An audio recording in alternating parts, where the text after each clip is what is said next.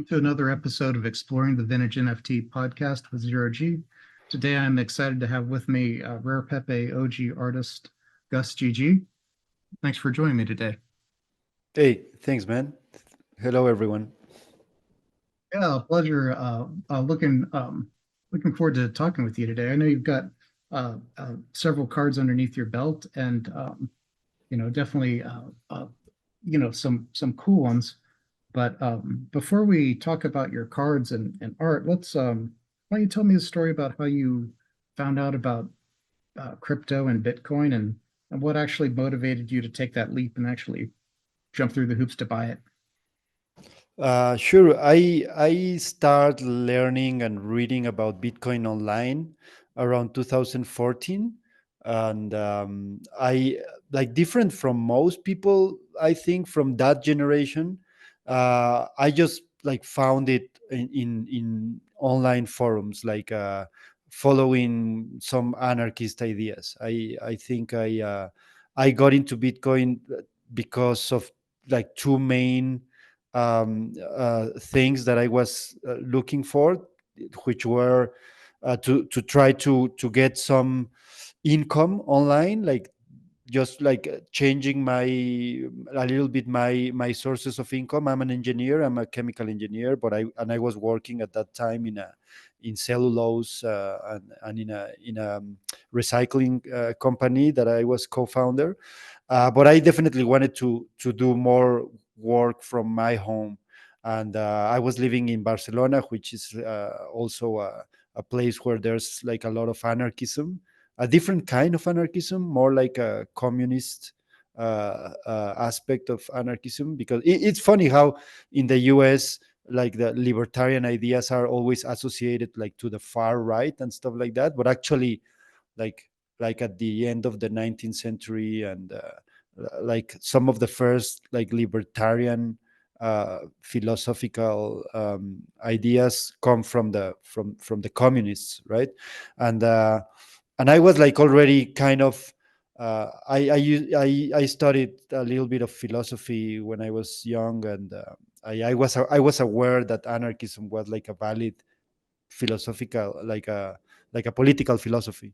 So by following some anarchists and looking in other source of income, I came across Bitcoin, and I just got it immediately. Like I remember it was in 2015 when I already like started getting more and more into the rabbit hole, and by 2016 I was already planning to come back to Mexico because I'm Mexican, and that was one of my main concerns to come back to Mexico and just get a regular job and get paid in the local shitcoin, and so Bitcoin was a great discovery in my life at that time, and by 2016 I was already like all in, just looking for meetups and trying to learn as much as possible and buying as much as possible, and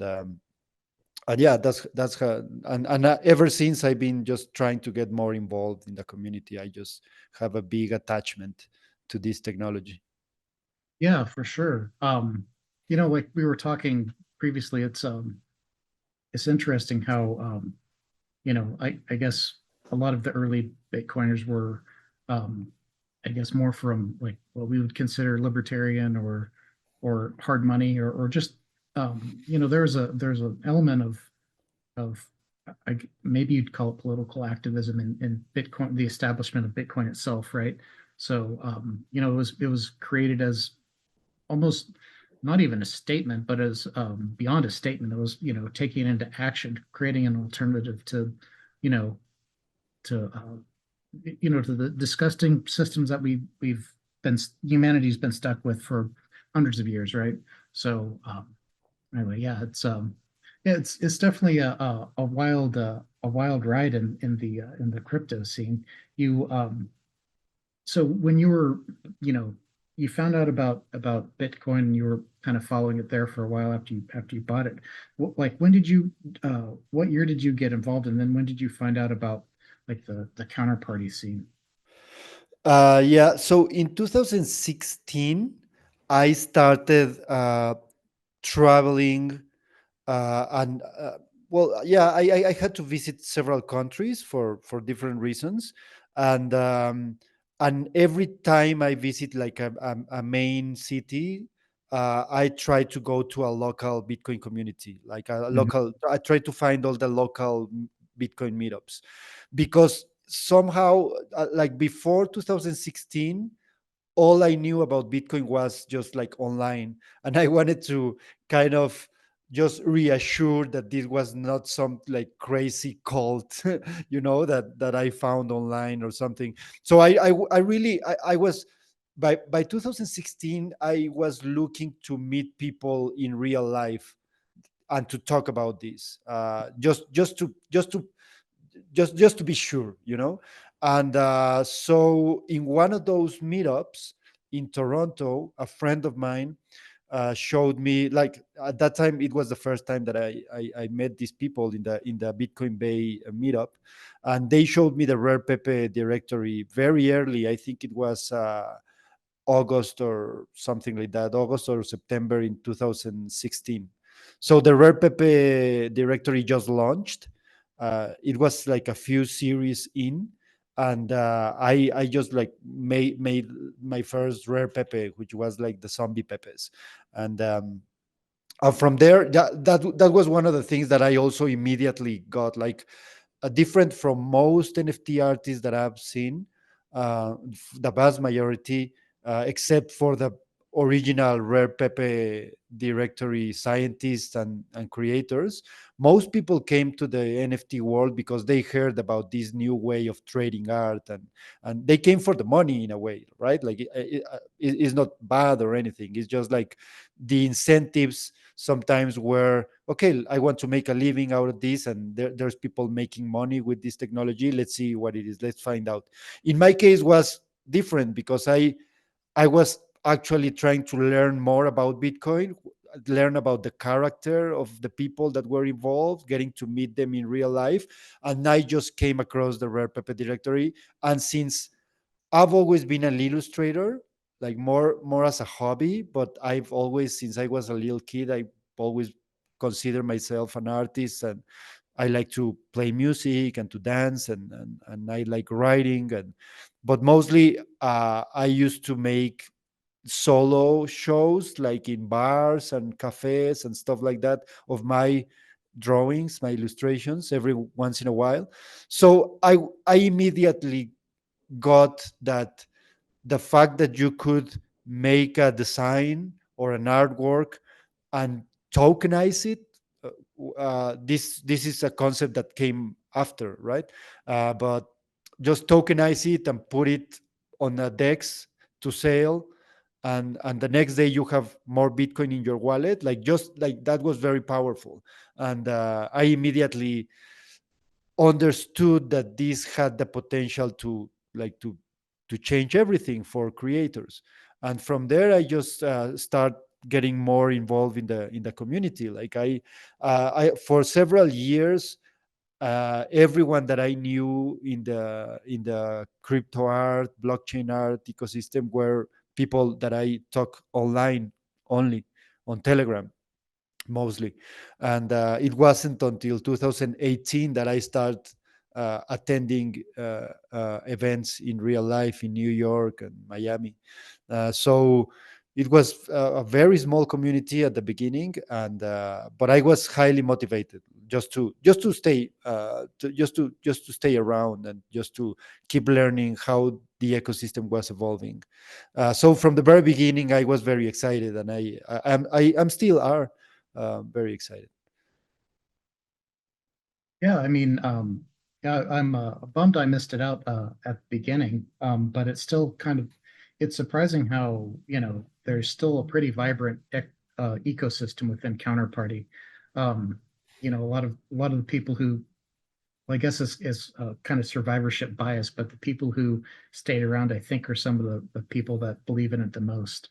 So, but yeah, yeah, I mean, it's such a fascinating, like, and to me, it's also like one of the easiest ways to like create an NFT with Counterparty. It's like the tooling is it's easy. It's easy to understand too. So yeah, it's really rad. Yeah, I mean, relatively speaking, because Yeah. I still get a lot of friends from now. I know a lot of NFT artists, like a lot, even just in Mexico. There, I mean, there are so many. Every day I learn about someone new, you know. So we have a small community that we are in the same Telegram group, and we share like memes most of the time, but also like information, no valuable information. And I'm the one that has been more in the Bitcoin space, so I get a lot of questions about counterparty, and it's true that the UI of the most popular wallets, like the free Hmm. wallet, it looks so retro, so vintage, like Yeah. compared to any Ethereum platform or wallet. So people, and the fact that you need to make it kind of manually still, like you need to make a JSON file, and you can need to put descriptions and so on. For the people that came directly to the Ethereum community, going back to learn counterparty sometimes is a little bit of a hustle. They struggle a little bit. I've noticed, but it's a thing. Like once you get it, once you understand what you need to do, it's just a matter of time. You will find out. It's not complicated. It's just not as friendly as some other platforms. Which, by the way, like some of the most popular platforms, like Tesos, they are not friendly at all. They are full of bugs, but but people still do it. So Yeah, I know I had my own issues with Tezos when they're when that first art platform kind of went offline. It's like even trying to access some of your old stuff now is like a real pain. it's a pain, man. And Yeah. counterparty has always been like, also like there's always been drama because of because of the unfriendliness sometimes of the interfaces and the UIs. But I mean, I guess that the ones that see value on that community and that technology, uh, I mean, we don't care.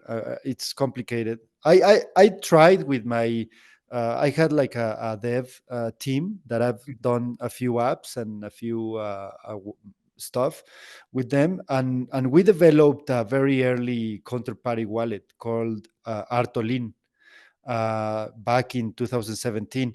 It's just that there was no Hispanic community back then, and it was very hard Okay. for me to try to build community from to with the Anglophone community, and it's just like, I mean, my English is good enough to get myself around and to have like a conversation, but that's very different from trying to build a community.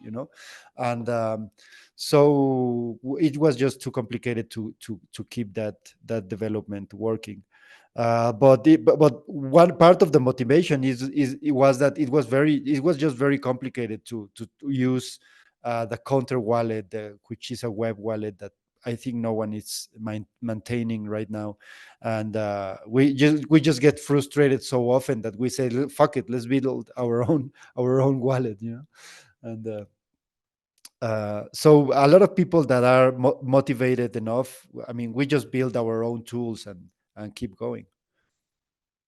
Yeah, yeah, I mean it's definitely the tools are like you said, the user interface is a little bit of a throwback, but we're finally on the counterparty scene. We finally have some, I think, crucial advancements now where like Joe Looney's created Rare Pepe wallet.wtf, Mhm.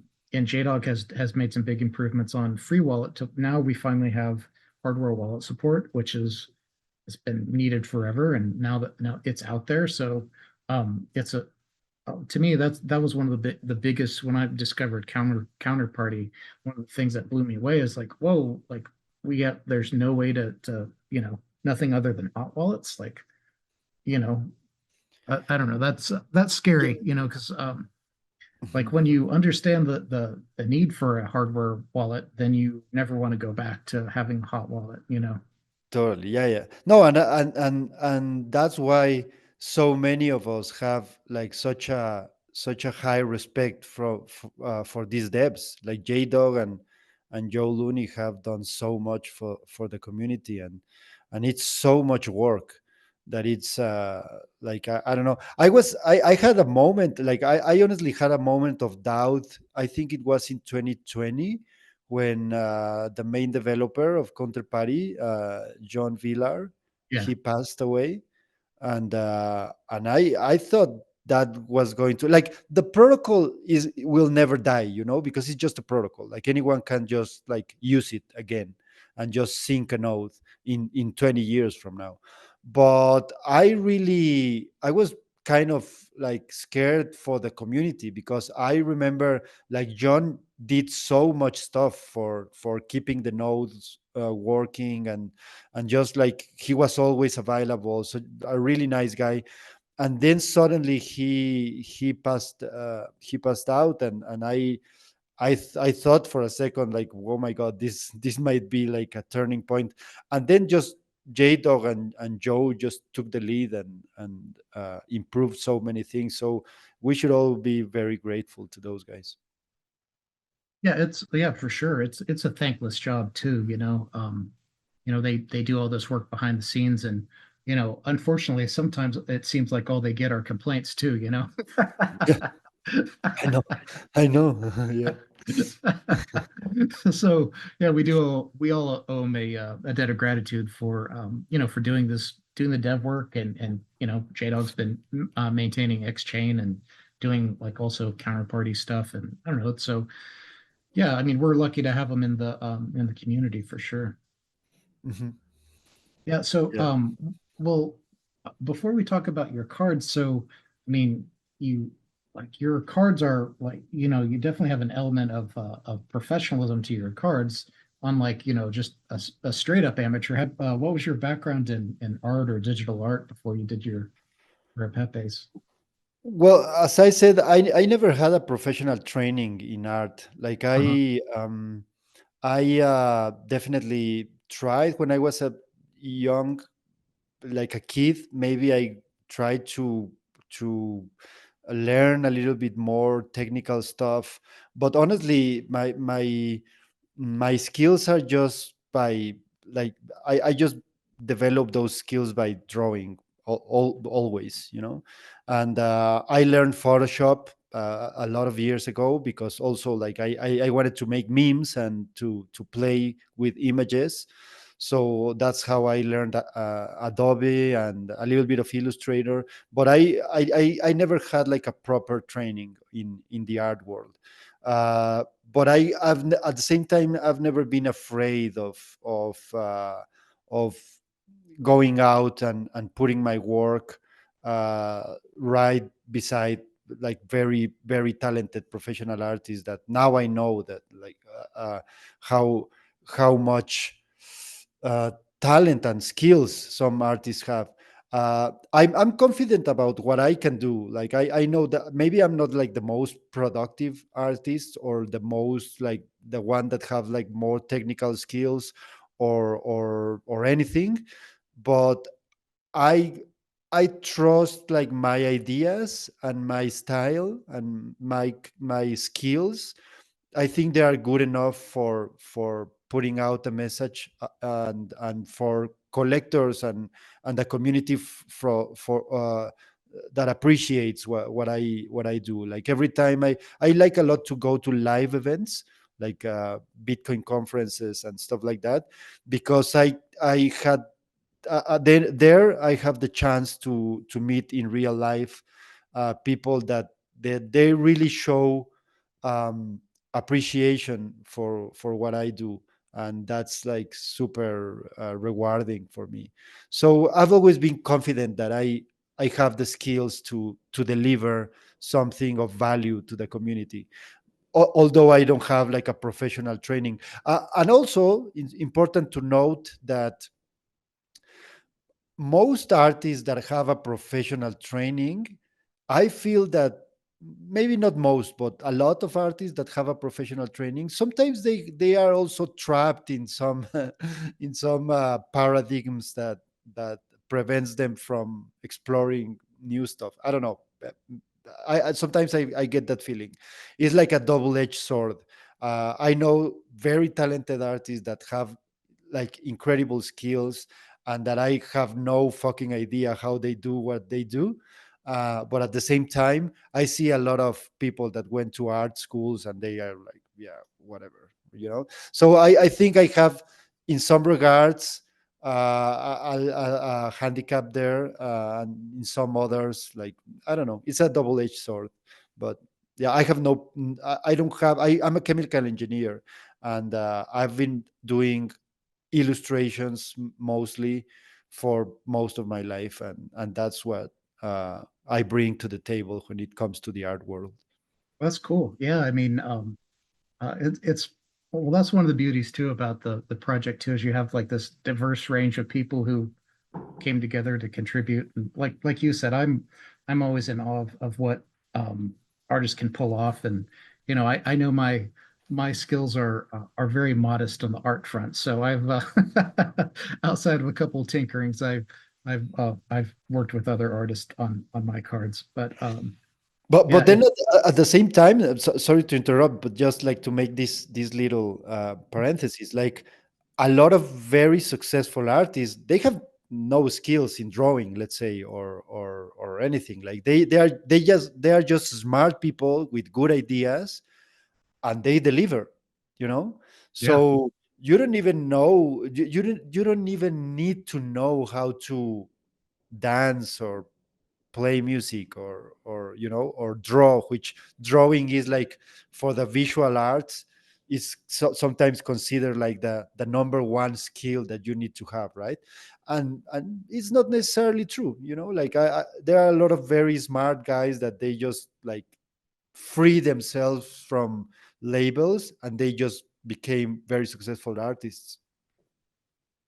yeah, for sure. I mean, yeah, like you said, there's a lot of people that have don't have formal training in art, or like you said, like they have a completely different profession, but they do this kind of on the side, which I think that's probably most of us really, but but we do have some standout people that like art is kind of their main deal, so I always knock it out of the park.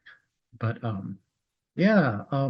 So when you discovered Counterparty and Rare Pepes, you kind of got it right away, it sounds like. So so what was your motivation to create your first card? You just wanted to like experiment and see how it worked, or Yeah, the first card, it was just like, okay, let's do something funny and let's see what happens. And that led me to look more into the meme culture, because that's one of the, I consider, uh, for me, memes have become one of the number one motivations to be creative. Like, I just look more and more into what a meme, what's the meaning of a meme, and what's going on, and how it had been evolving, and all, and so on. And it was very liberating for me to find a creative community that doesn't respect the traditional standards. So for instance, the Rare Pepe directory, like the Rare Pepe character, comes from like a, well, you know, we know the story, right? Like from a comic book, but it immediately became a meme, and that's like when it became powerful. And the fact that through the original crypto collectibles, the memes enter the art world from the back door, you know, is like, it's very interesting for me, because clearly, for everyone that have like open eyes, memes are one of the most important creative forces in recent years.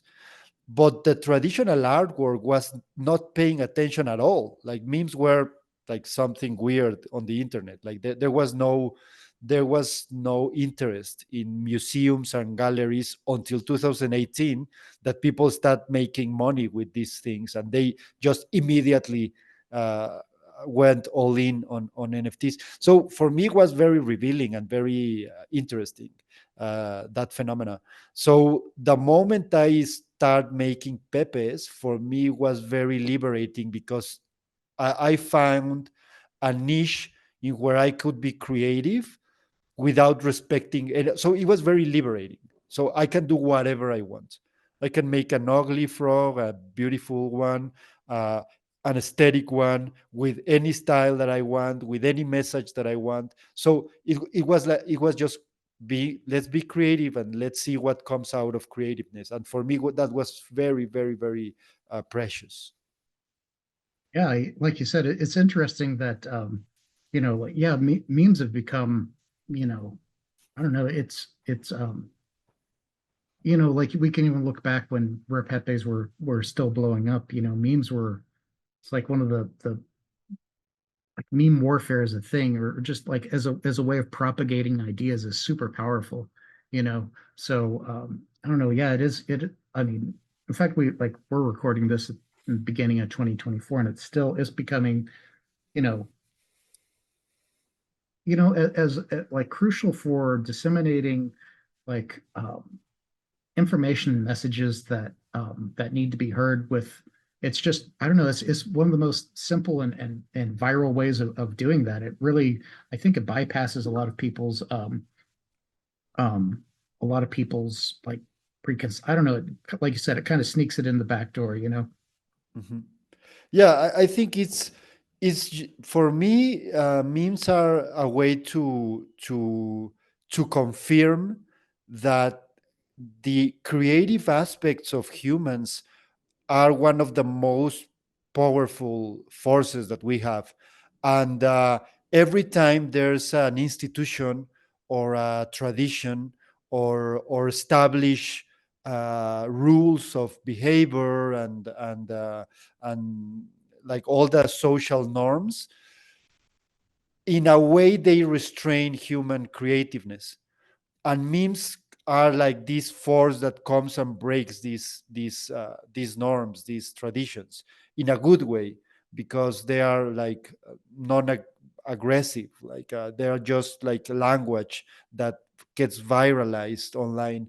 So it's very interesting for me to see how people with zero background, sometimes zero education at all, uh, anyone in the most remote place in the world with access to a smartphone, it can just like get creative and suddenly make something that becomes viral. And that means that is saying something that resonates with the rest of humanity. And that's super valuable for me, because it creates a chain reaction of creative forces. um, so and it's liberated from tradition, from strict social norms that sometimes work as gatekeepers of newcomers or new ideas.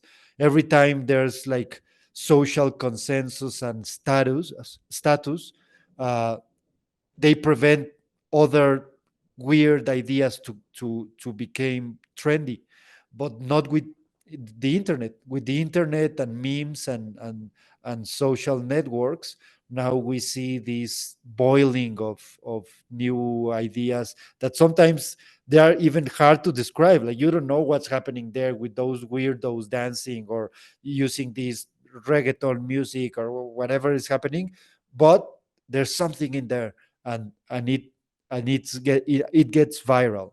So I find that fascinating. It's been one of my number one areas of interest in the past 5, 6, 7 years. Yeah, for sure. And you can see that influence in your I guess we can jump to your Rare Pepes, but one of the ones that stood out to me a lot was standing Pepe, which at the time, you know, the what that was kind of trying to represent was being basically being blacklisted by the media in the US, it seemed like at the time. So I don't know, I thought that was an Uh, interesting. actually, that one is was created by my brother. My Oh, brother okay. made the illustration, and he made a trip to the U.S. and I don't know. He was hanging out with some like a community that was involved in that movement, and he came back with that idea. And he made a drawing. So I say, okay, let's make it. Let's make it this into a collectible, and I partner with him, and we have collaborated a lot. I have two brothers, and they are both artists. And one is a musician, the other one is a designer and an editor. So so yeah, he's the one that came with that idea, and we just make it together into the directory. But yeah, it's super fun, and I love the drawing. By the way, the Mhm. design. Yeah, I thought it still looked sharp too, and you know the this yeah that the Standing Rock thing was definitely definitely a very contentious issue that And the number, I think we at that time we like Google the total population of the US, and it was something like that. Like let's make just one for each for each citizen in the US right now, and we made like 350 million or something like that. oh yeah, yeah, it's it looks like it's 369. Mhm. Yeah, that's cool. So so you helped him, so did you help him mint that? Is that why that shows up? Yeah. Yeah, yeah, yeah. Well, I meant it. Yeah, definitely. Mhm. Yeah, that's cool. What was his reaction to having, like tokenizing artwork and getting involved too? Well, like it's funny because I think that one is from 2017, if I'm not mistaken.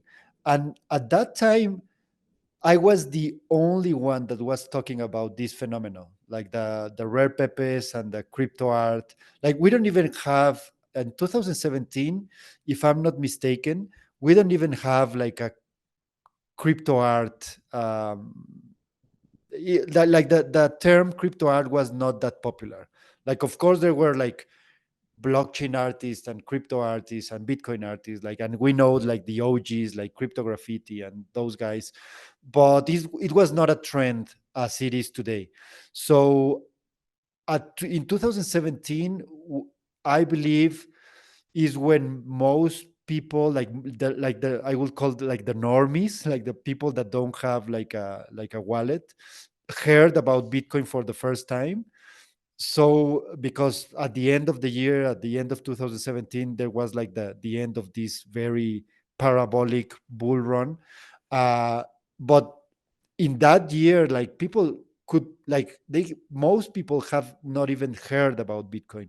So trying to talk about some crypto art thing that is happening, it was just so weird. And even if I've always had support from my family, like they believe in me, like if I tell them that this is important, they believe in me. But it was also very hard to explain what was it and how it worked. So they were most for the most part, they were like, hey man, like I believe you that this is important and interesting, but I have no idea what you're talking about, you know? So yeah. So it was around that time, like my brother was like, okay, yeah, I believe you that Bitcoin is important, but like yeah, let's make it, and I trust you. Like let's go, you know. That's cool. Um, yeah, that's cool that you had your family involved in that too. Yeah, so you started out with zombie Pepes, and I guess that was just kind of like your full test to just to see how it went. Yeah, and funny, like funny enough, this was just a test, as you said, but it had like all the right elements, in my opinion. Like it's a very important artwork for me because it's super simple. Like I think I made it in 30 minutes or something. I was in Toronto, so I I met these guys. They talked to me about the Rare Pepe directory. Antoine, a developer from York University, and so we said, okay, let's make it. Let's do a design. So I went back to my friend's house that I was staying at her place, and I said I just like took a notebook and make a drawing, and then like took a photo of it and make a little bit magic with Photoshop, and that's it. And then we decided, okay, let's make like a huge issuance. All right. And we came out with the idea of, okay, let's uh, let's incentivize people to burn it. So let's just like give away, make drop these zombies around, and every like and put in the description like let's just burn them all.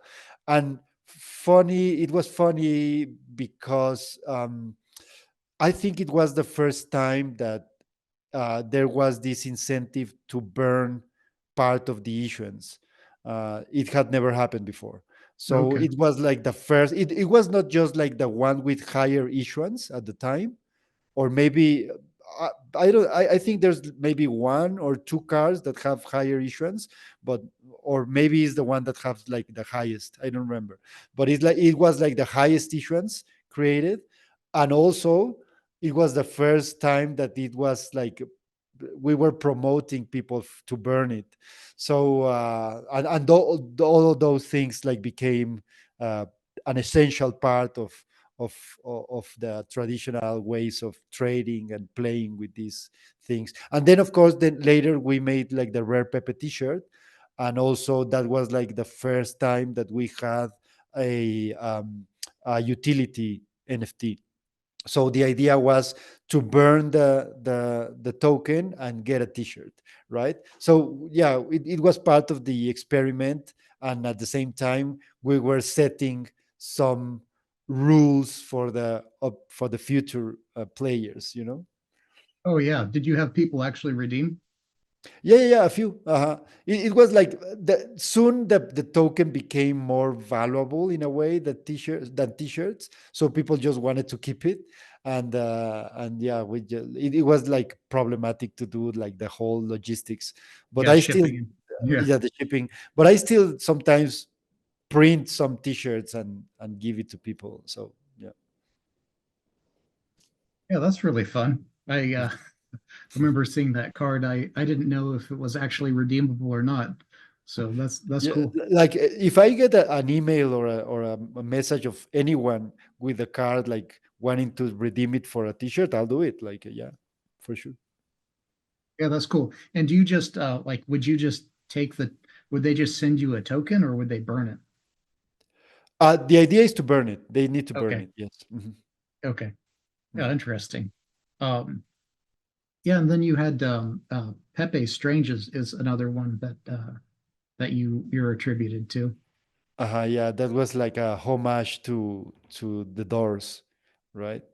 And so it's like a scene from Jim Morrison and the Doors uh, album. I think like I use the cover of an album and make a little mix there. But it's so like I love that one because it's so trashy, you know. Like Yeah. it's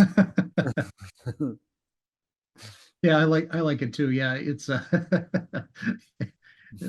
definitely comes off really raw. uh Yeah, and what and was the idea with classic Pepe as well?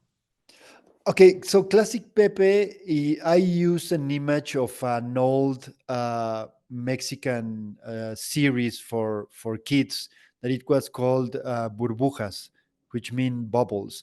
And it was when I was a kid, maybe 40 years ago, there was this TV series uh, meant to teach history to little kids with different characters, and they had like a bumblebee and an alligator and a little mouse, and there was this character called patas verdes, which is means green feet, which was a frog, is a frog. And I used an image of patas verdes to pimp it a little bit and to make it into a frog, into a Pepe. and that's how I came out with a classic Pepe. And so it was like a little fun stuff for the Mexicans of my generation. Nowadays, not everyone knows about this old series, but everyone older than 40 years or more than 40 years old, they know Uh-huh. it was like a super popular TV series back then. Oh, okay. So yeah, it was I'm like a really glad you local joke. I'm sorry. yeah, I'm really glad you shared the story because I always thought it looked cool, but I had no idea what what the reference was. Uh-huh. Yeah, you can Google Patas Verdes, and it's like it was a character back there, and it was super cool. It's like well, was like a big frog, you know. Yeah. Yeah, and your next one is Terrible Pepe. What was the idea with that one? Well, the Terial Pepe, I wanted to make it like a format of a trading card, and just like when you're playing these cards with games, and then you have different powers, and this was just like the power of terrifying someone. No? So it was just like doing something so trashy and so like in with that aesthetics that it will terrify everyone. No? And it's terrible and terrifying are not the same thing, but it's I just played with with how it sounds. It's like a funny way of saying terrify your opponent. And also like the quality of the image is also like I try to make it like really bad and low. Yeah, really So, janky. uh-huh. And Yeah, that then was uh, ever since I started doing them a little bit less trashy and more polished. You will see like a couple of I have a couple of cards coming up that I was trading last year in Paris that are like the classic Pepe that it also comes from not the classic Pepe, the Pepe credit and meme money, which are more of like a fine art, and actually I made fine art Pepe, which probably doesn't. I made it with a different address, so probably it doesn't show right there in Pepe.wtf. But fine art Pepe, I used a painting of a friend of mine. I took a photo and then I made like a little mix with that photo, but it never made it to the main directory oh, okay. because I just sleep on it. And when I tried to submit it, what the directory closed in 2018. But the token is from 2017 and the artwork is from 2017. So I recently had the chance to put it on the series one of the fake rares, so it's going to show up at some point. I don't want to. Maybe I don't know if I should talk about this Okay. before it happens. But yeah, that's a real fake, because the inspiration behind the fake directory was to make a new directory of OG tokens that never got into the original Rare Pepe directory. That was like the original idea of the fake rares. Yeah. But of course, like it became what it is now, that is like a really nice, the number one directory, I would say, right now, of Rare Pepes. So this is a real fake rare.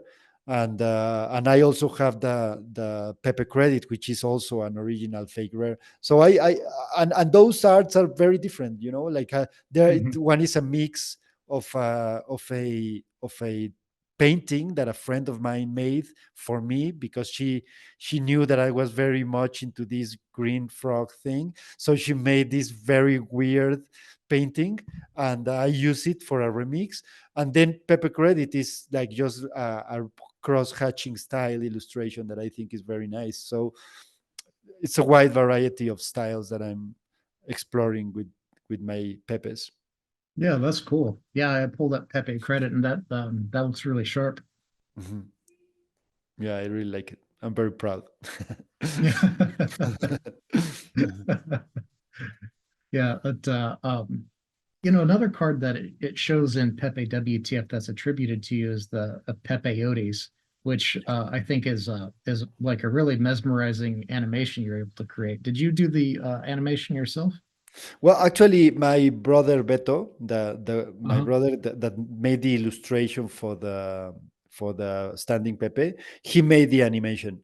I made the Okay. drawing. I made the well. I came out with the idea, the Pepeyotes, and I made the drawing with a peyote with the eyes of the Pepe, and he helped me out to do the like the spinning movement at the time. So it's a collab between me and my brother, and we've made a couple of new versions of that one actually. 2 years ago, in 2021, I will say 2021, um, in New York, there was a scarcity auction, and we made the 2021 Pepeyotes, which was like a different version, just like more a little bit more polished with augmented reality. So yeah, that's also like that was very popular. I know a lot of people that like it very much. Yeah, it's a really striking card. I mean, again, it's a balance because at the time you couldn't use really large images too. So, Mhm. like keeping a GIF that still looks clean with with the file size was I'm sure probably a challenge too. Yeah, yeah, yeah, it was a little bit. Yeah, that's why I also asked for a little help to help me like just make the file in the right size. It was challenging. I have actually a couple of versions of that animation that are of higher quality, but I will use it maybe for a future remix. Mhm. Oh, that's cool. Yeah. Yeah, because you had to compress it so hard to get it small enough. Yeah. Mhm. Yeah, yeah, definitely some cool cards. I saw you also have some fake rares attributed to you as well. Um, you Mhm. want to talk about your fakes? Yeah, I think I have two now. Is the F for fake, Mm, and what's the other one? The Shroom Pepe. Yeah, Shroom Pepe, yeah. the F for fake. Well, it's I don't know if you know this movie from Orson Welles that is called the F for fake. So I took the name from the movie. It's a movie that uh, uh, precisely talks about how art and everything actually could be is not what we think it is, right? So the movie it's about this artist that he was like a very peculiar artist. It's a story, but it's a fake documentary. Like this is a this is not an historic persona. Not, so that the character in the movie is also fake. So it's like I would say that movie is like an essay to what is real and what is fake in art and in general. So I really like the movie. It's very interesting. So I took the name from that movie. It was very appropriate. And I just played with the idea of doing Pepe letters. I've been doing several actually, not in the Rare Pepe directory, but I've done a few for other projects. And so I made the F for fake, and then a friend of mine make that into a sculpture as a gift for my birthday, like a year ago. And then I make a new sculpture for last year's scarcity. Well, no, it was the fake rares show in New York last year. I bring a big sculpture of the F for fake, which was super fun. I think people can find it in my Instagram account. I have like a little video there of the sculpture that it was really fun to make. So yeah, I like a lot. I'm doing an alphabet of Pepes of letters with like a dank style, like a Pepe Yeah. style, and the F was the F for fake for the directory. I just like I'm playing with those elements, making letters of Pepe, and that's it. And then the shroom Pepe, it's inspired by magic mushrooms, and so there's like there's this animation of the shroom morphing into a Pepe that comes up, but it's not so evident. So the I think in the directory you find only the still image. But if you Okay. go into the X chain and explore the content of the description and the JSON file, then it comes out the full animation, which is like a little hidden, because I have a lot of stickers actually of the shroom. A lot of people like the little shroom there, but they not everyone knows that there's a Pepe hidden inside. Oh And I yeah, find that I pulled I, that up. Yeah, that I see what you're saying. Yeah, there it looks like uh the way that that worked is it has like a essentially like a thumbnail that's just still that's what like uh-huh. Pepe.wtf shows, but then you've got that animation that is definitely very trippy. Yeah, yeah, yeah. And I just find that funny as a joke, like people like the shroom, and they don't know that there's like a hidden Pepe in there. So if you have like an augmented reality app like Artivive, I think is the most popular, and you have my sticker, then you can see the Pepe with Artivive and it comes out. Oh, So no it's way. it's, it's just like yeah, a funny thing to do. Mhm, I'll have to check that out later. mhm. Yeah, Yeah, so you can always just download the image, right? Or do it yeah. with Mhm. your screen. Mhm, Yeah, that's what I'll do since I don't have a sticker with me. I'll try it that way. mhm. Um, so obviously you've gotten involved in fakes. What was your you know, what was your reaction to kind of like or when did you find out about fakes and what was your reaction at the time? I think I just saw it on the Telegram groups at some point. I just I'm not like super active in the Rare Pepe uh, main group because there are like just millions and millions of messages. But at some point, I think 2 years ago, I just heard about it online, and yeah, I just thought it was fun to be part of it. Like I know Skrilla from the very beginning. I think we're kind of like almost the same generation. He, Yeah. I don't know when he made his first card, but it was maybe like a month before I did or something. So kind of like we've always been like around. So when I heard about this directory, I just like thought it was a fun thing to be part of. And I've been uh, more than like I just have these two cards now and another one coming, but I've been mostly involved in the live events. So I've been at least in three three shows with them now, and a couple of more parties like so. So I've been more involved in the community in real life, like the Paris event, which I really enjoyed. Yeah, I heard about that and I saw some of the photos and whatnot. That sounded like a really uh cool get together. Bummer I wasn't able to make it. Mhm. Yeah, I really like it. I especially I like the live, the physical gallery. There were two galleries in Paris. The NFT Factory in front of the Pompidou Museum, a great spot, by the way.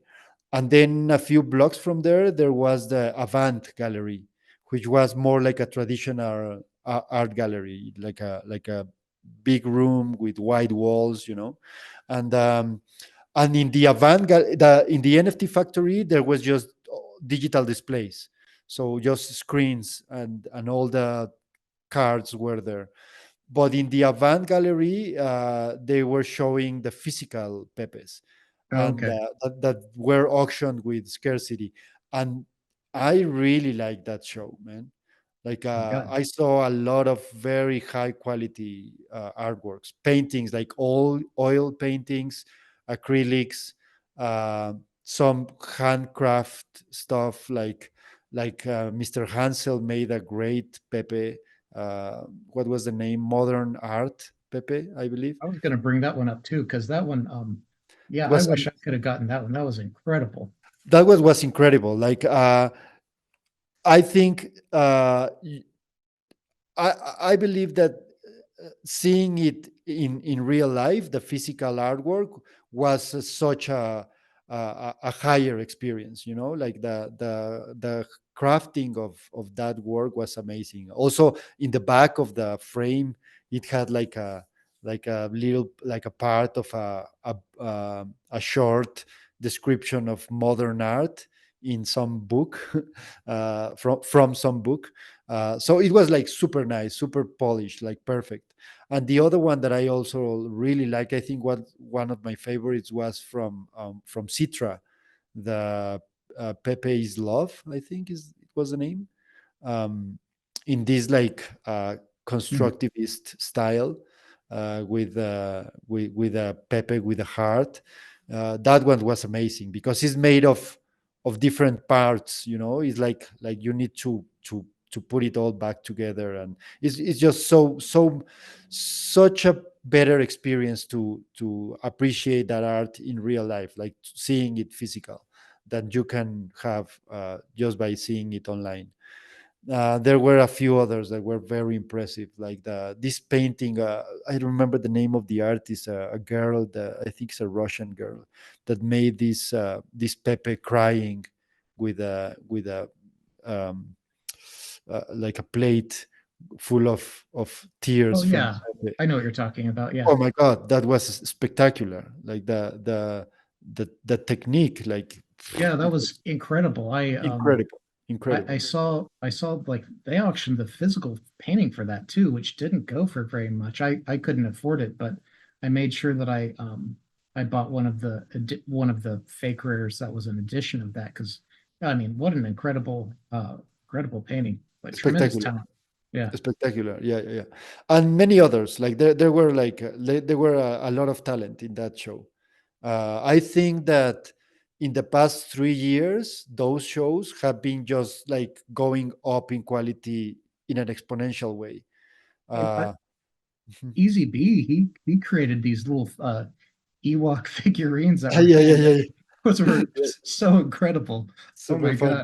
God. Yeah, and that's also like important that you mentioned. Like, there's so much fun in those artworks. Like, a lot of them are just like funny stuff that, like, Bonsi made this uh, the thingy that people put The outside the barbershop barber pole shop. thing. Yeah, exactly Yeah. that one.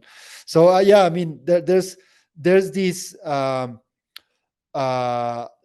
there's this vibe in these events, of trying to just like like make a laugh with your friends, like, there's this element of fun that I value a lot. It's just like traditional art is so boring sometimes. Like, there's interesting stuff definitely every once in a while, but you go to a gallery and you go to a traditional museum, and most of the time is just so boring. Like, stuff. Sometimes you come across interesting stuff, like philosophical, interesting conceptual art. Sometimes you find interesting stuff, but it's just, for the most part, is just so boring. And the Pepe scene is about, like, a big part of it is just to have fun, like to make people have a Yeah. good time, and that doesn't diminish the artistic side of it. Like, there's talent, there's I think it's very profound. Like, you don't even need to talk about this. It's very profound what Pepe and all the crypto collectible scene Mhm. is making to the art scene in general, to the art markets, and to the world in general. Like, they are showing how the markets are changing, the online engagement is changing, and how you can now have a different form of property, because it's very interesting. Like, for instance, the bitcoiners that are against NFTs and against crypto collectibles, and Yeah. they always like to say, oh, this is a scam, you don't own anything, the token is different from the image, and blah blah blah blah. So they are not taking the time to to learn about how private property have worked through all human history. Like there's always a social consensus. There, everything is made up. Like private property doesn't exist. We made it up, right? It's like Santa Claus. Yeah. There's no private property, guys. Like we made it up. So uh, when they criticize that you don't really own the image, like that's bullshit. Like they go do your homework. There's like It's like, if show you me think something better, right? exactly, show me something better. If you think you own your house, that's a social consensus, man.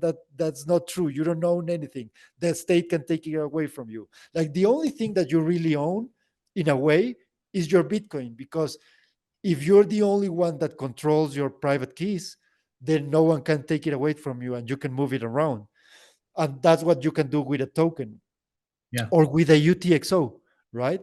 But no one owns images. Like images are just language. There's no way to own an image.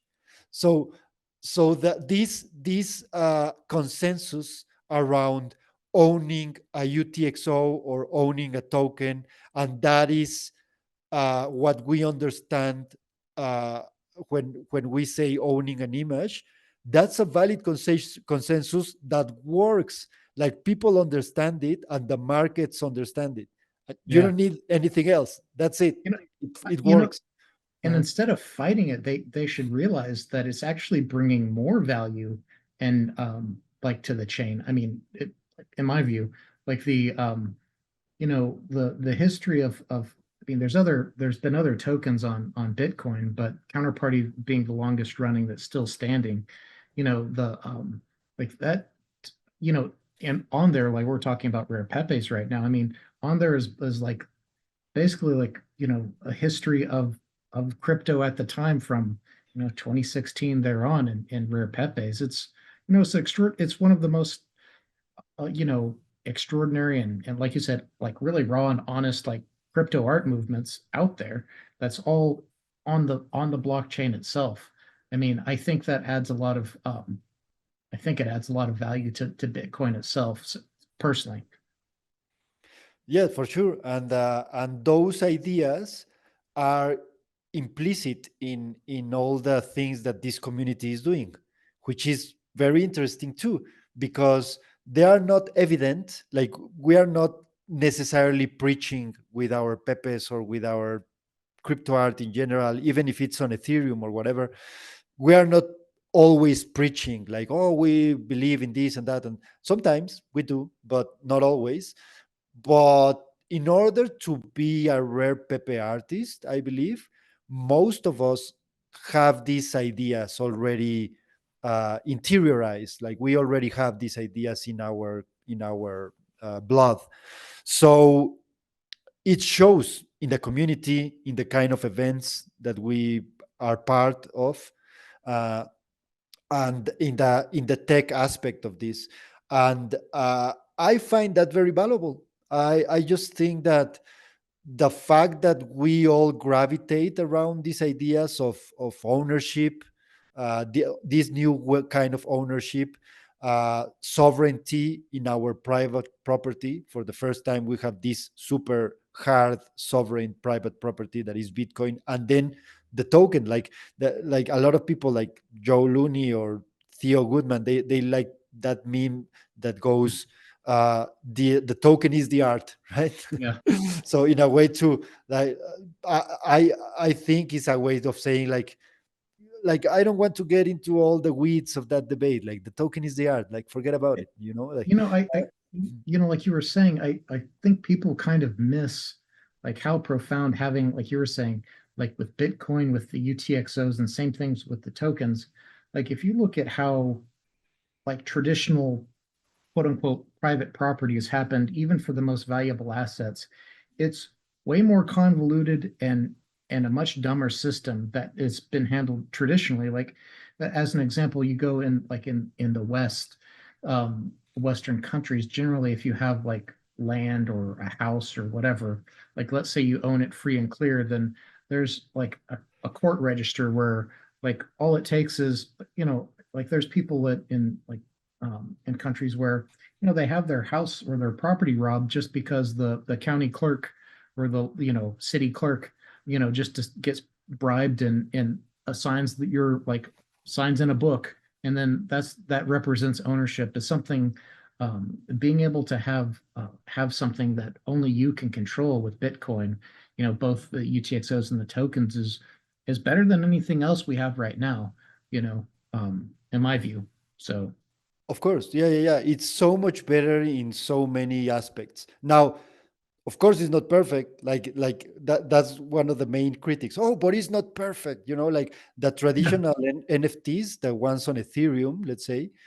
Yeah, I mean, those smart contracts are you can edit those smart contracts, which is like, in my opinion, like defeats the purpose. The link between the image and the token can be lost. Of course, the image itself, there's no guarantee that it's going to always be available there. So they are not perfect. They have a lot of problems. We know. Um, but which system is perfect? Like, I think Bitcoin is so far the most perfect system of ownership we've seen.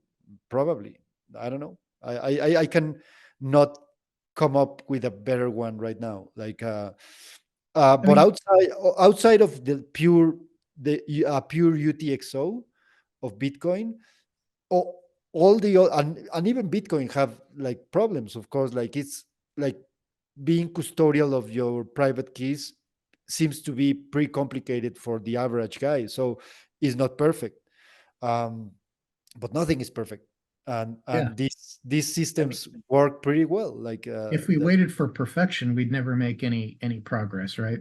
I mean, and like you said, like Bitcoin is definitely not perfect. There's it's got its own challenges and you know whatnot, but it's definitely like I guess the other thing that it's easy, like I have to catch myself every now and then because it's easy, having been in crypto for a long time, to get really impatient and to expect things to be different than they are. But like, I have to keep reminding myself to step back, and that in the grand scheme of things, this is still early. And I don't mean in like the meme sense. I mean, realistically, we are still early in the adoption and the maturation of these technologies, right?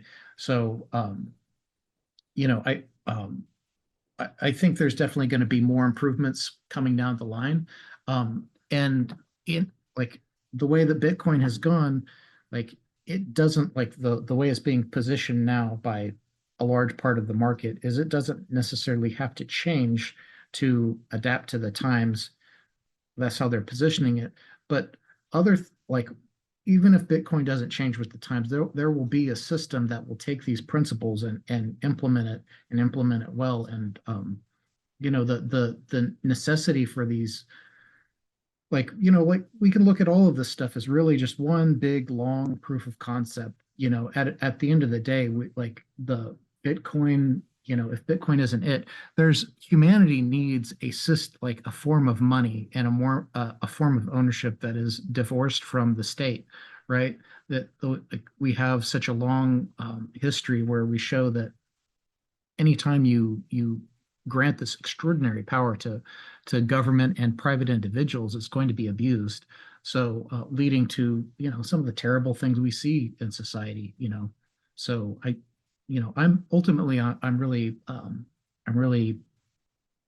enthusiastic about, like the bright side of crypto. I think it's as more people awaken to how these systems, you know, like, again, a lot of people still don't understand central banking, right? But as more people become aware of just how crooked these systems are, the next question or the next step is, well, or what's better, or what do we do, right? Well, you know, we'll have systems that, again, even if Bitcoin can't scale for everyone every day, there will be other systems that will be able to do that. And if Bitcoin ends up being like the ultimate global reserve currency, that could happen. I don't necessarily, again, we could, like, it's not, I've always thought, since a long time ago, that one of the potential end games for Bitcoin would be that it would, unlike gold backing central bank currencies, like it could be Bitcoin, because Bitcoin, like, unlike all of these other, like we were talking about ownership, even the concept of ownership with these institutions is very murky and clouded, where they have these, one of the ways they've manipulated currencies in the gold and silver markets is through these like very convoluted ownership and leasing schemes and all this stuff that, with Bitcoin, a central bank could prove that, or government bank, whatever, it doesn't have, ideally wouldn't be privately owned, but the, you know, like they'd be able to cryptographically prove ownership of that. Something that we don't have transparency right now at any level with the majority of governments in finance. So Yeah, I also think that one of the most important things that Bitcoin is bringing to the world, even if it doesn't become like the world reserve currency or whatever. Let's say, I think it's, I mean, that's possible, but I think it's more likely that it's going to mimic the gold market yeah. in the sense that it's going to have like a bigger market that it have now, but at some point it's going to stabilize. Like there's a reason why gold is not the reserve currency anymore, and that's because most people either don't care or have different interests, and the people in power, they don't want to be accountable, and so many reasons, right? So I think it's the same with Bitcoin. Like, not everyone's going to understand it, not everyone's going to like it. So even if it could potentially be the best reserve currency, there are so many factors that it could prevent that from happening. But even if that's the case, and Bitcoin is not the world reserve currency, is definitely making everyone talk about something that I believe is like the core goal, which is bring more libertarian ideas into the world. Because Mhm. the basic value of libertarian ideas is to be aware that, first of all, like self ownership is there's no right that could be higher than than you understanding that you are your own government, right? Like, if you put something on top of that, that's just opening the door for criminals. Like, if someone else can have more of a saying on your body than yourself, that's like the recipe for genocides and disaster, Oh I yeah, believe, right? 100%. So that core idea, like the non-aggression principle and the self-ownership, those core values, that's something that I believe that the world would be so much better if everyone had like a little sense of what that means. I, Self-ownership and non-aggression principle, which are the core values of the libertarian thinking. yeah. And I believe that Bitcoin forces you to understand that, like, at least for a lot of people, not everyone. I understand that some people with a different cosmovision of the world are always going to be attached to other more collectivist ideas, some more democratic systems or whatever.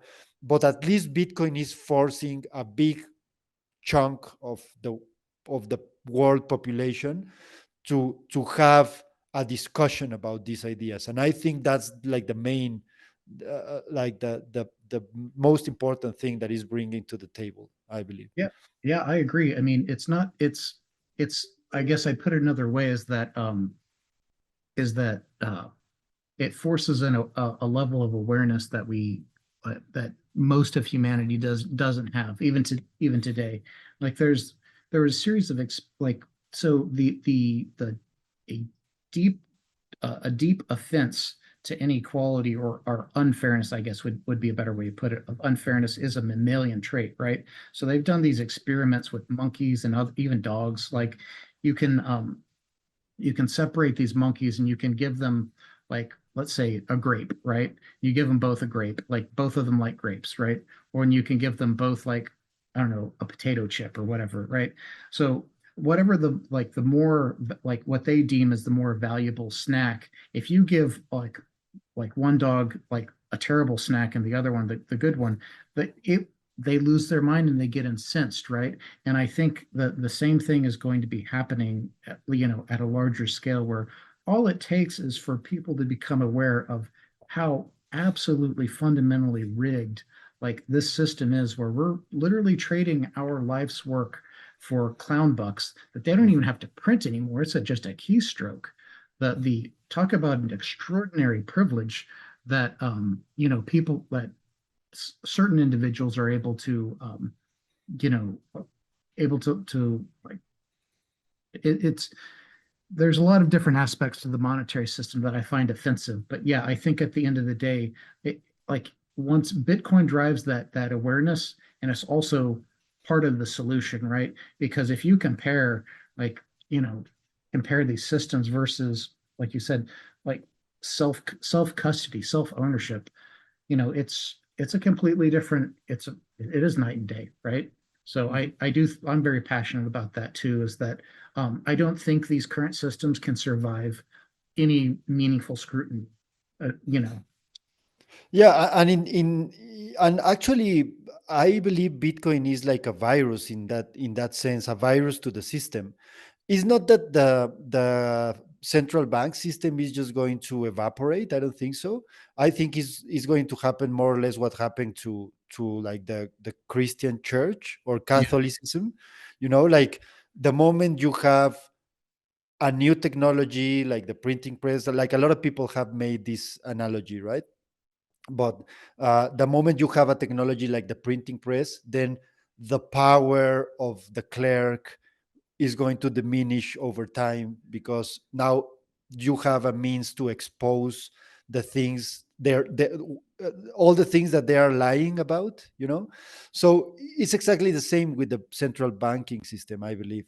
Like yeah, Bitcoin is like a time bomb for that system. It doesn't mean that it's going to explode and it's going to disappear overnight, but it means that it's going to diminish its power through time more and more. We don't know how much it's going to take for a significant part of the yeah, central bank system to lose significant power, but it's definitely happening all the time. Like there are so many of us that I don't really engage in politics that much because I don't have this emotional attachment to the wheels of the politicians that mhm, control the territory in where I live.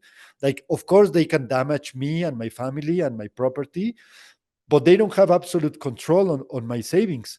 So I I I'm definitely part of a community that is somehow protected from that system, and that's a fact. Even the most the critics of crypto and Bitcoin, and they say all the time, "Oh yeah, but it doesn't really work because you always need an exchange and blah blah." They always come with all this what if, what yeah. if. What if the power goes out? Like, okay, guys, we Yeah, no one's thought of that before, right? yeah, yeah, exactly. Yeah, yeah. What Most if of the the internet on the entire world goes out? Well, Oh, okay, yeah, yeah, Mad Max, right? Well, they call it the Mad Max economy for a reason. Like the first network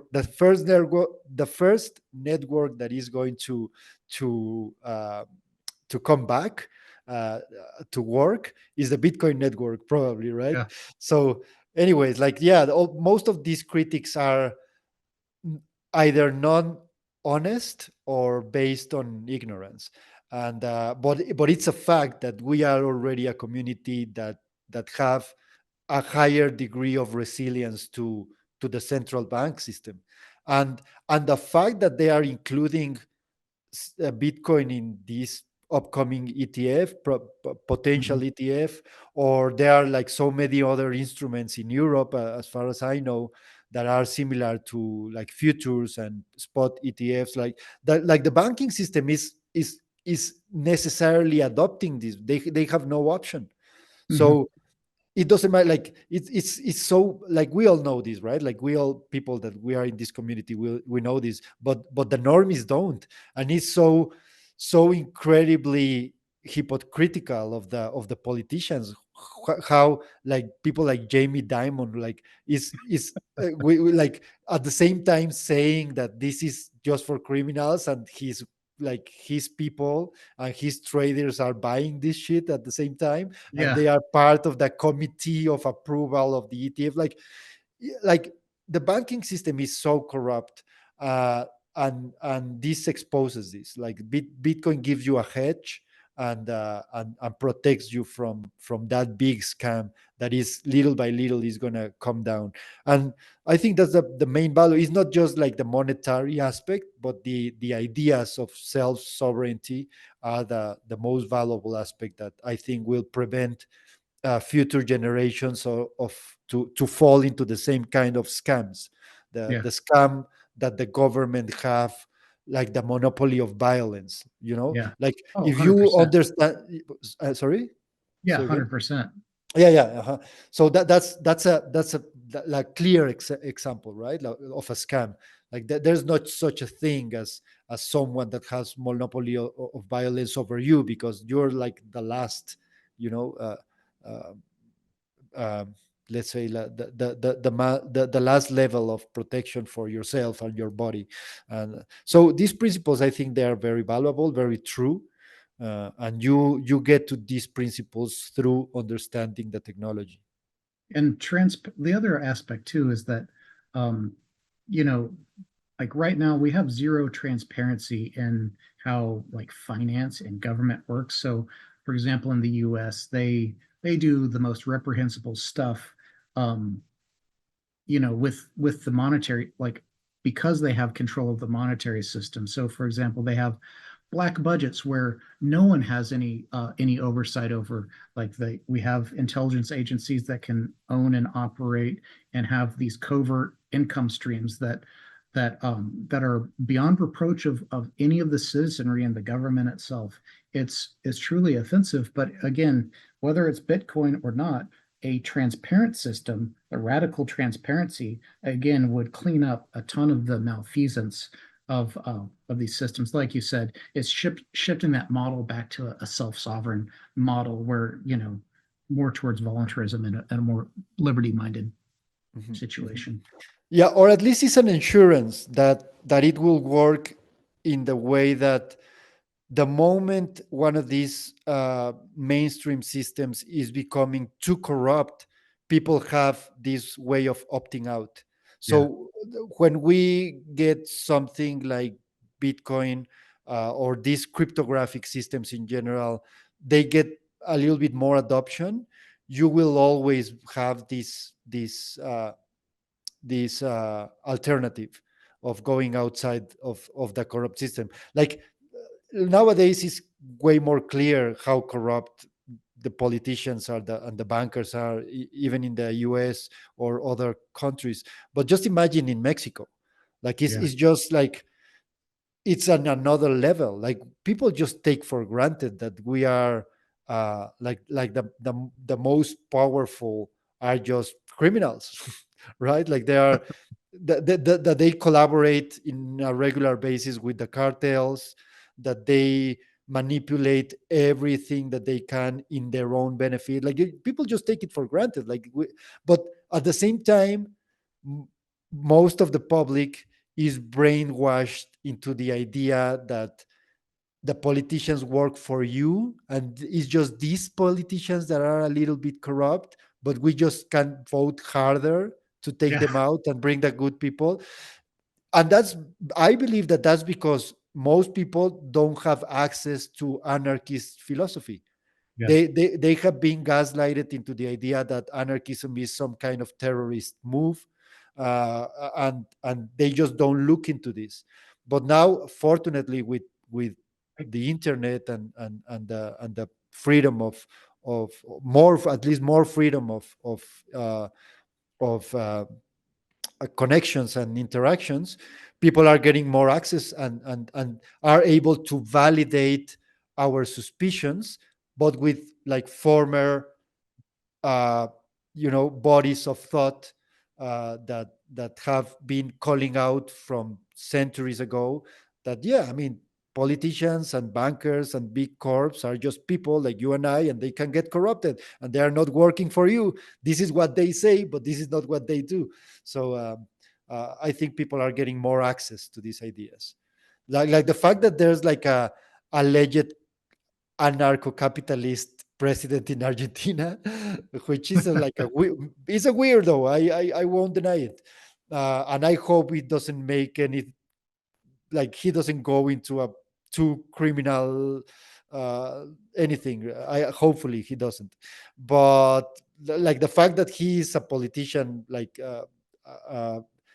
into how do you say, he's a politician in office, like Yeah, aiming for gaining political power. That already talks about his yeah, character, right? So I'm not in any way endorsing this guy, but the fact that there's already like a president in Latin America that he's been championing for years anarcho-capitalist ideas, that's a big win. yeah, Like hopefully he doesn't become like a criminal dictator and just like yeah. fucks everything uh, and fucks the reputation of everyone else. But I believe that it already talks about the ideas that are permeating, into the society.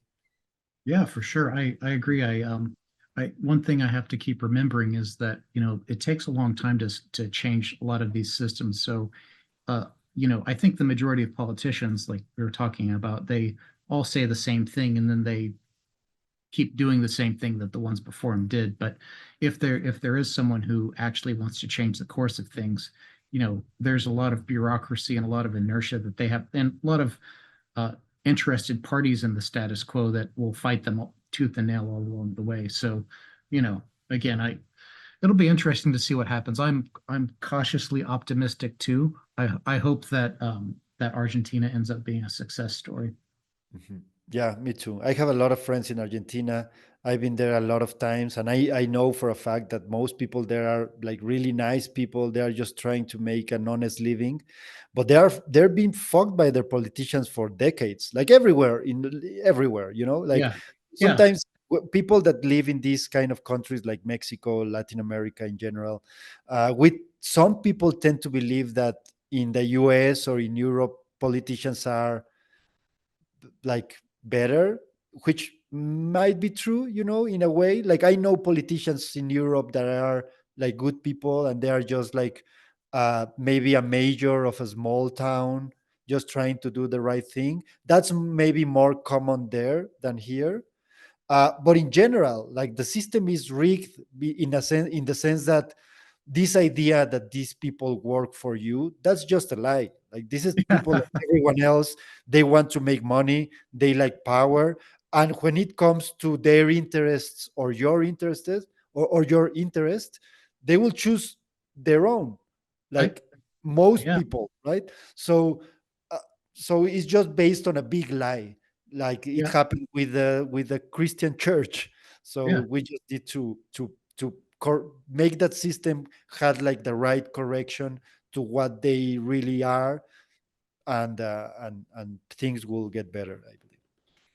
Yeah, I agree. I think I'm hoping that we're kind of at a turning point in that, I think it's been good in the sense that I think more people are seeing that not only are politicians in countries around the world, not only are they selling out their own citizenry for other interests within their own country, we now have, if you're paying attention, demonstrable proof that they're also selling out to uh, intranational interests as well. We've had these scams and power these powerful interests that are trying to subjugate entire nations, multiple nations under their control through finance and health and whatnot. So, but again, I'm hopeful that uh, that awareness is going to be the first step in changing some of this.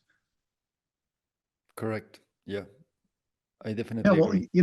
it's so fun talking to you because I hardly, I probably ramble a little bit too much because I hardly ever run into anyone who has similar views.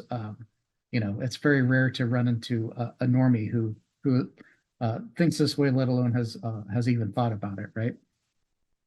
Well, that's what I like. One of the things that I like the most about this community, like, so there are some core values that we share, and that's very important, and I value that a lot. um, it's not so easy as you said, like to just find a random person on the street who believe in this path for the world, or in these values. And it's funny, interesting enough, it's not because they don't believe in these values, but it's because they haven't been exposed to these ideas. And so as an anecdote, I read in a history of the anarchist thinking in Mhm. Spain and France from the 19th century. And the so-called libertarians at the time, there were people that go around little towns just explaining other people, the basic principles of the libertarian thinking. Like, and it was very, they used to say, it's very easy to understand. It's just that people haven't been exposed to these ideas. And that's what I find all the time. And one of the things that I like the most about Bitcoin is that it gives me the opportunity to talk about these things to regular people that are not technical, that they don't care about finance. But the moment that they ask you something about Bitcoin, you don't need to talk actually about the tech too much or about the financial aspect. You talk about the ideas that inspired Bitcoin, and everyone gets it. Everyone gets it. I think it talks about some true moral aspects of humans. It's just that people don't know, and they have been indoctrinated into thinking that some guy won a popularity test contest, and he had more right than you about your body and your private property, right? Yeah, yeah. I mean, government schooling has definitely played a large part in that situation. But like you said, I guess the other beautiful part about Bitcoin is that it gives people the a financial incentive to like listen, right? Like you're saying, when they're coming to you, they're receptive at that point because they see that there's a reason for them to, right? Mhm. Because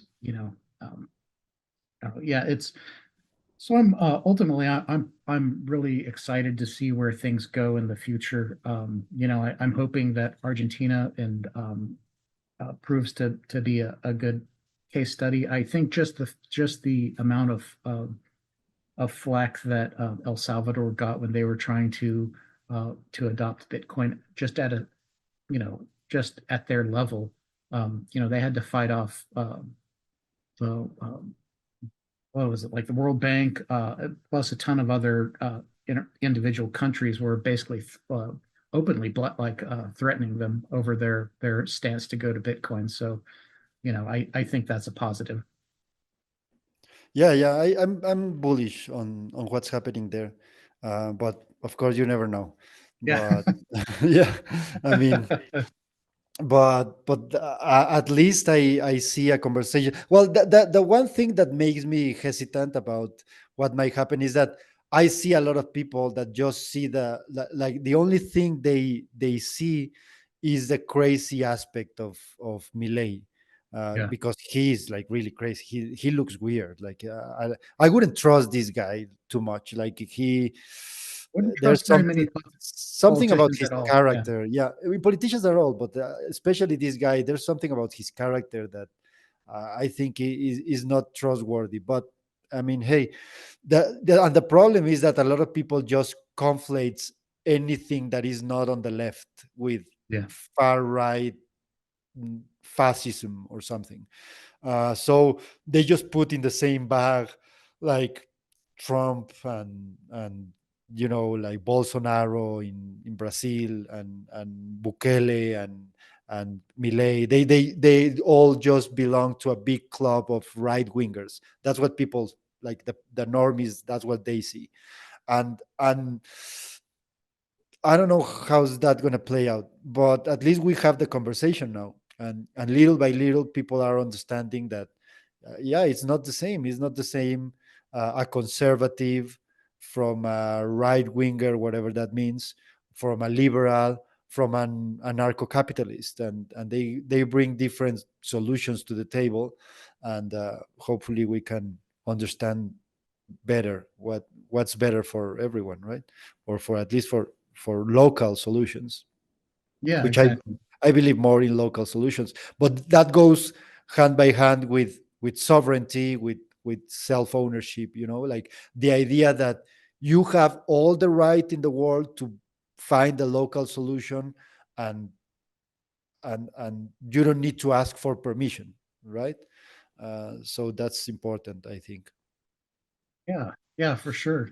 Um, yeah, well, it's going to be interesting to see, so we just, what was it? The 15-year anniversary for Bitcoin's Genesis block was just a couple days ago. So, it's going to be interesting to see where we're at in another 5 or 10 years. I don't know. I'm cautiously optimistic. I know we've kind of bounced around a little bit. Is there any other anything else that you wanted to discuss, or anything that you've been kind of uh, wanting to mention? Well, I think, just to go back a little bit to the crypto Uh-huh. art world, Yeah. all these ideas uh, end up permeating into the discussion of the artists that are experimenting with NFTs. I believe at some point, and I'm not saying that all of them are going to understand it, and not all of them are going to embrace it, but a big part of the artists that I've had the chance to talk to, that they don't come from an anarchist background or a libertarian background or anything like that. At the moment that they find a technology that empowers them as individuals, they kind of get the libertarian ideas, and they say, hey, wait a second, like, I don't really need to pay taxes for this. Like, if I'm going to pay a percentage of my gains, you need to justify, like you need to prove why I'm going to pay for this. I'm not just going to blindly give away part of my income to some institution. And that's very powerful. This is happening. This change is happening. For a lot of normies, this is dystopian, because they see their systems of social justice falling apart. But I think that the core idea of what is social justice needs to be reformulated, because the way they build it through the 20th century is completely corrupt. So if they don't reframe what the democratic part of the, I'm not talking about the Democrats in the US, I'm talking about the ideas of democracy around the world. If they don't reframe what they think is social justice, empowered people like ourselves, we're just going to opt out of the system. So that's going to force those systems to rethink and rebuild their structures in a really fair way. And that's the most powerful part of the crypto art scene that I'm being part of, that I value the most. That these ideas are being necessarily incorporated into the communities. So that's the main message that I want to leave people with, and that I'm more bullish about. Yeah, I guess kind of along those lines, there was one thing I remember reading a few days ago, maybe a week ago, that one of the first reforms in Argentina is that they're no longer allowed to call any government programs free, you know. Yeah, yeah, yeah, yeah, yeah. Which is a great move, right? Like, of course. Exactly. Uh-huh. Yeah, it only makes too much sense. And again, as a part of it will be like we were talking earlier, is exposing people to these, because like it's not a coincidence that most people's entire education is devoid of any of these concepts, because it doesn't empower the state. So yeah, I think I think it's just a matter of awareness. And I think, in the marketplace of ideas, I would hope that we would win on that front. I think so. Yeah, I definitely believe that the moral framework of libertarian ideas, like what I was just saying, like self ownership and non aggression principle, are like a better basis for building a moral system than other more mainstream collectivist ideas that are just based on crime, basically, Yeah. on theft, right? So yeah, we agree on that. Well, yeah, I didn't think about even the discussion and existence of crypto art also helping further these discussions, but I totally see your point on that front. But yeah, so well, it's certainly been a lot of fun. We covered a bunch of different subjects and kind of bounced back and forth, but yeah, I certainly appreciate you joining me today. It's been a lot of fun. Well, yeah, the same, man. Thank you very much for having me. It was a great talk, and I really enjoy this kind of conversations. And I'm grateful for you for giving me the chance to talk to your audience.